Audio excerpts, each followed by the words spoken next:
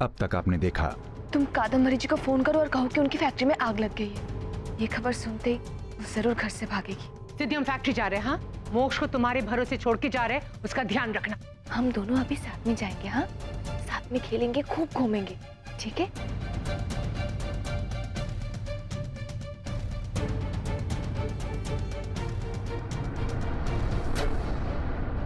कहाँ ले गई थी तुम मेरे बेटे को? मोक्ष के पिता यानी आपके पति की डेड बॉडी हमने ढूंढ निकाली है। वैसे भी आपकी इस बहुमा ने जो हमें सबूत दिखाए हैं वो सब आपके खिलाफ हैं और इसलिए हमें आपको कस्टडी में लेना होगा।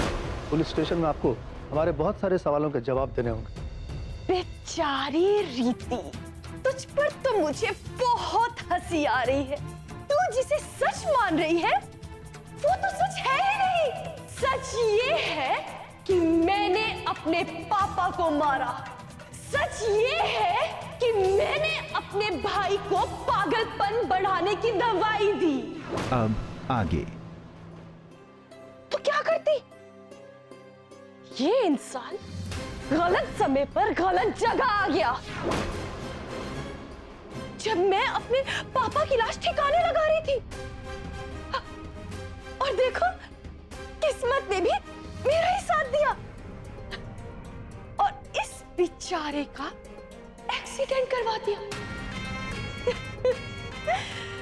और ये बेचारा मेरा भाई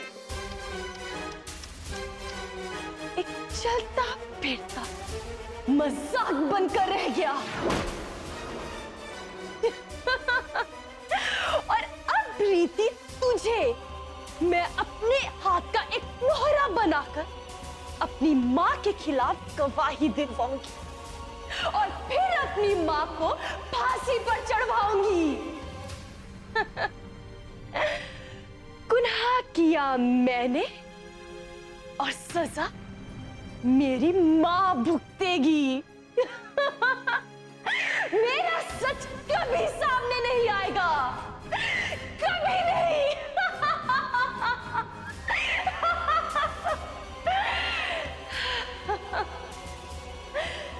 कभी नहीं।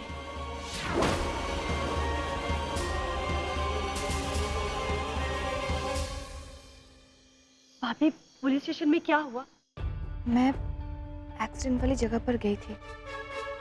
वहां पे मेरी नजर एक घड़ी पर पड़ी। गड्ढे में मिट्टी के नीचे दबी हुई थी। पापा की होगी? नहीं नहीं, वो तो लेडी वॉच है। एक मिनट, ये देखो।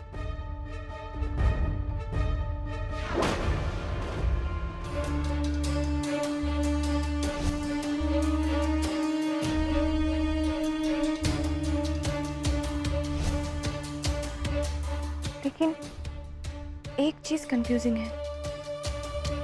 इस घड़ी पर बना हुआ ये इनिशियल एस।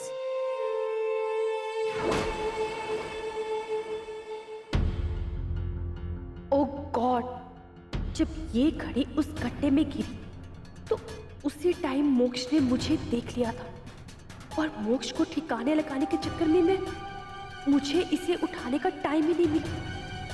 अब क्या करूं?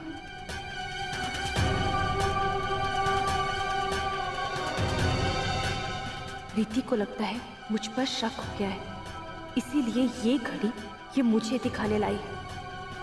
लेकिन यही भूल कर बैठी बेवकूफ रीति। अब इस घड़ी को मुझे किसी भी हाल में पुलिस के पास नहीं जाने देना चाहिए।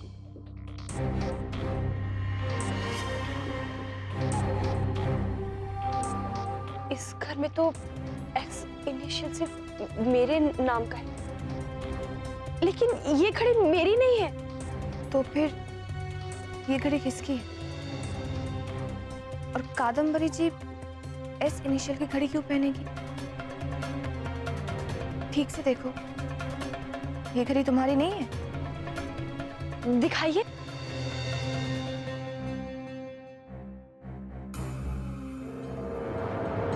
हाँ, ओ हाँ, ये घड़ी मेरी ही है। वो क्या है ना, जब पापा के साथ वो सब हुआ था तो ये घड़ी भी गुम हो गई थी।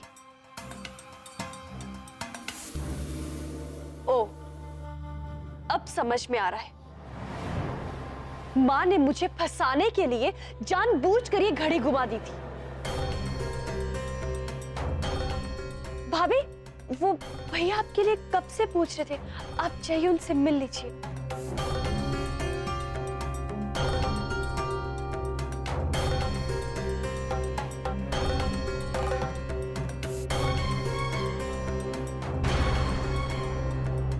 वाह, ये देखो सब लोग मेरा कमरा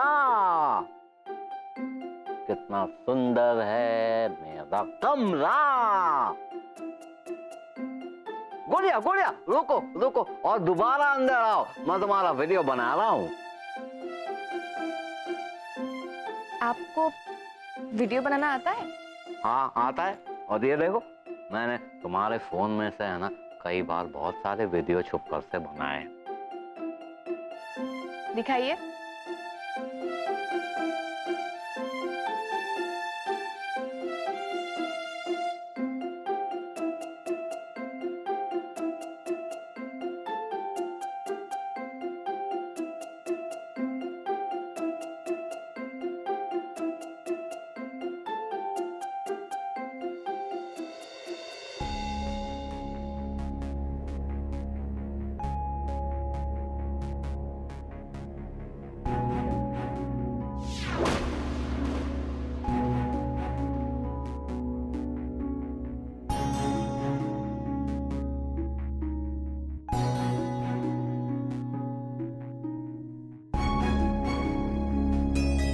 सिद्धि, इसका मतलब सिद्धि मोक्ष की दवाइयां बदल रही थी।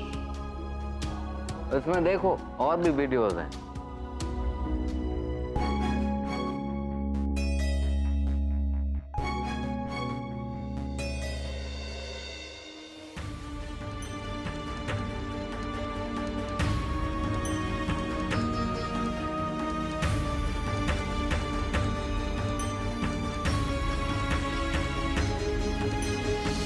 क्या हुआ भाभी, आप इतने गुस्से से मुझे क्यों देख रही हो?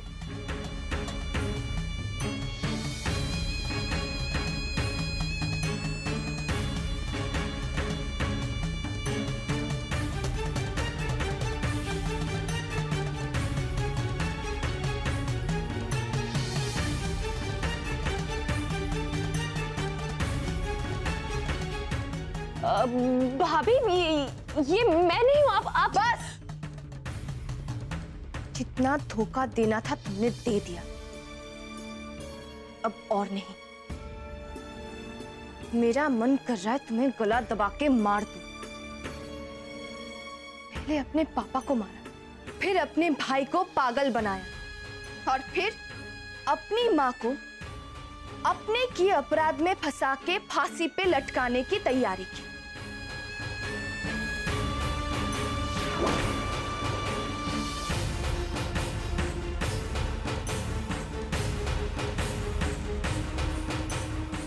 हाँ, मैंने ही अपने पापा को मारा। मैंने अपने भाई को पागल बनाकर रखा और अपनी जगह अपनी मां को फंसाया। और अब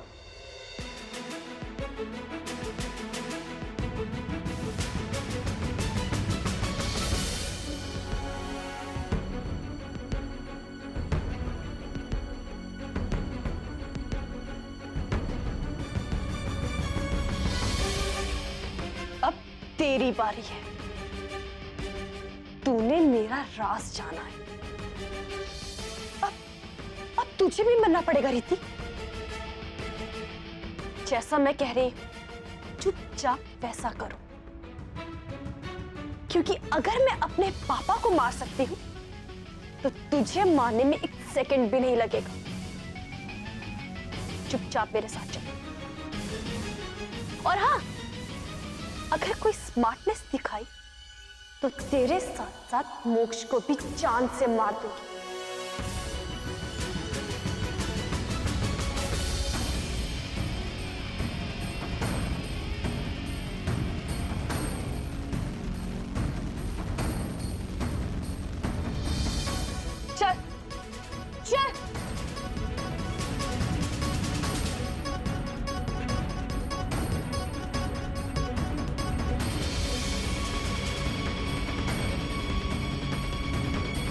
सिद्धि, एक बात मुझे सच सच बता, तुमने अपने पापा को क्यों मारा? तो क्या करती मैं? पापा ने मेरे लिए कोई और रास्ता छोड़ा ही नहीं।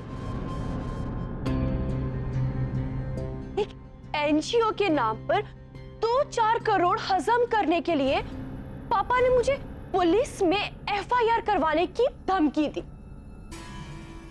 मैंने पापा को बहुत समझाया कि आप मेरे पापा हो, मुझे डांट लो, थप्पड़ मार लो, पैसे वापस ले लो या ये रिश्ता ही तोड़ दो। लेकिन नहीं, पापा समझे ही नहीं, क्योंकि उनके सर पे ईमानदारी का भूत जो सवार था। तो बस मुझे वो भूत उतारना पड़ा और पापा को जान से मारना पड़ा। लेकिन सिद्धि, तुमने अपने पापा को कैसे मारा? हर वीकेंड पापा अकेले हमारे शांति निकेतन वाले विला में जाते थे और हर संडे वहां पर वो अकेले रहते थे। तो बस मैं वहां उनसे एक दिन मिलने चली गई और मारने से पहले भी मैंने पापा को बहुत रिक्वेस्ट की कि प्लीज पापा मेरे साथ ऐसा मत करो, प्लीज मुझे माफ कर दो, प्लीज। लेकिन नहीं, पापा नहीं समझे और मजबूरन मुझे पापा को जान से मारना पड़ा।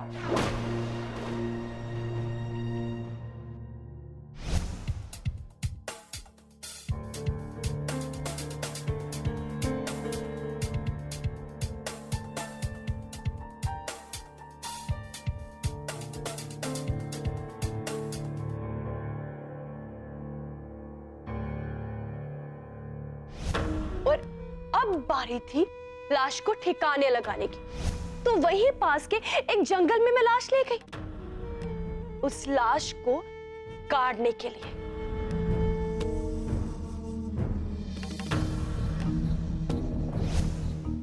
और पता है क्या हुआ? जब मैंने आंख उठाकर देखा तो दूर वहां मोक्ष खड़ा हुआ था और उसने मुझे सब कुछ करते हुए देख लिया।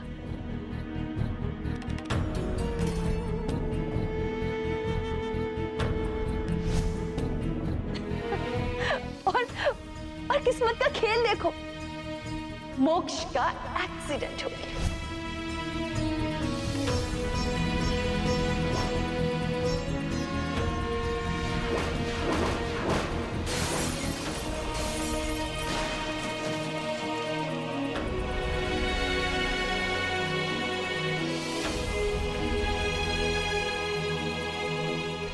और सर पर चोट लगने की वजह से उसकी सारी मेमोरी चली गई।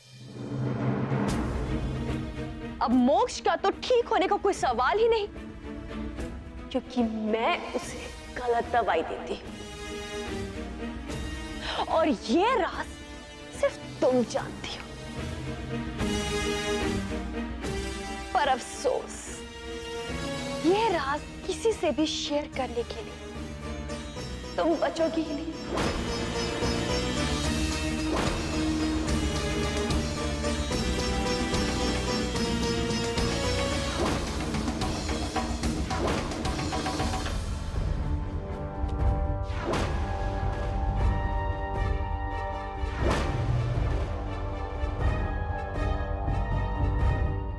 बाय भाभी।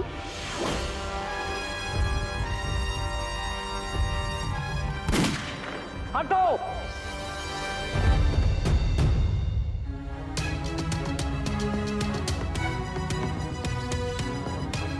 मोक्ष! भाई! भाई आप ठीक हो?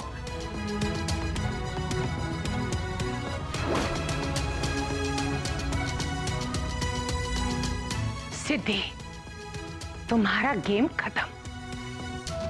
ये लड़की कंधे। मोक्ष, क्या हुआ रोहन? मॉम, भाई ठीक है, गोली बस छू के निकल गई। वो तो अच्छा हुआ कि भैया ने तुम्हें टाइम से देख लिया और सही टाइम पे मैं घर पहुंच गई, इन्होंने घबरा के मुझे सब बता दिया कि तुम गुड़िया को गन दिखाकर कहीं लेके गई। तभी मैंने तुम्हारा पीछा किया और मैंने सबको इन्फॉर्म कर दिया।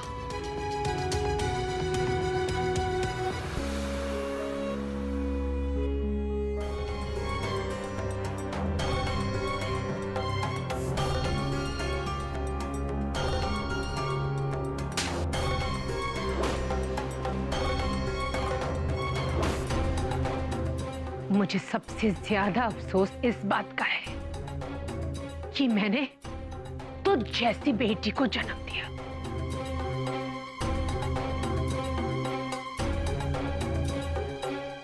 क्यों सिद्धि, क्यों? तुम्हारे पापा तुम पर जान छिड़कते थे और तुमने उन्हीं को जान से मार दिया।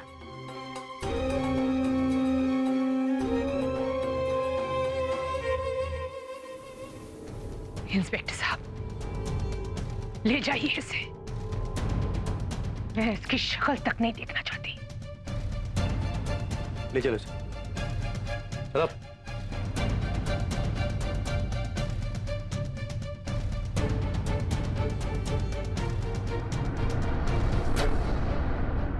रीति,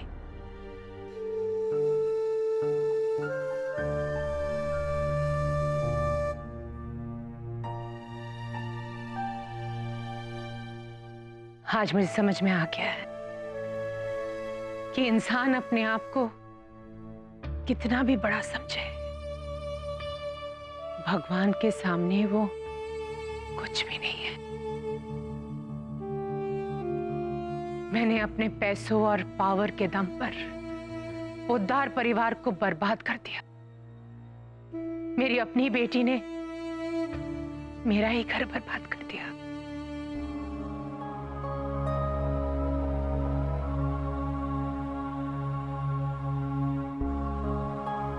मैंने तुम्हारे साथ बहुत बुरा किया, धोखा देकर मोक्ष के साथ तुम्हारी शादी करवाई। लेकिन आज तुमने मोक्ष को एक नई जिंदगी दी, मुझे नया दिलवाया।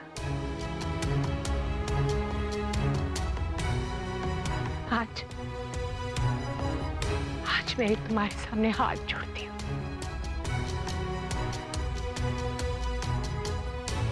माफी मांगती हूँ और तुम्हें सच्चे मन से बहू मानती हूँ।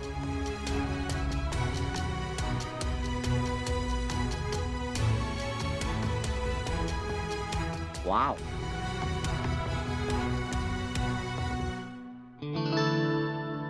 Very very very very very good.